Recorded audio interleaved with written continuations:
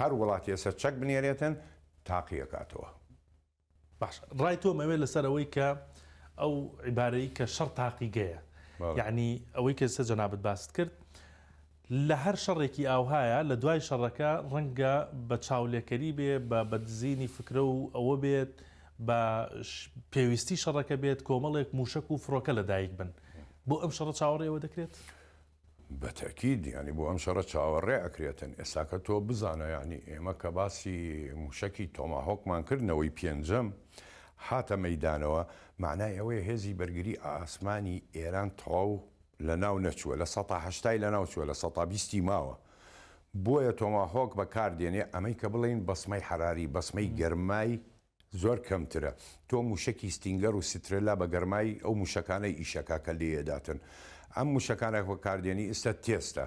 ئەگەر ئەمانەش لێدرا بۆ دووار ڕۆژ بزانێ ئەمریکا چیەکە و بڕوا بکە هەموو وڵاتانی جیهان، رووسیا کە لە شەڕایە، چین، کۆریا، ئەوروپا هەمووی ئەم شەڕە ئەخێنێتەوە. ئەبێت دەرز بێتن بیکەیتە ناو کولیەوە، ناو زانکۆی سەربازیەوە کە بیخێنی تۆ چی ڕوویداوە، چەکەکان جۆرەوە چی شتێ دروست بکەم بەرامبەر بەوانە. هەر وڵاتی ئێستا چەک بنێرێتن تاقیەکاتەوە.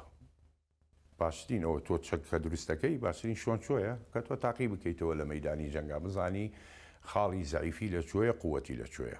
بەڵێ هاوایە.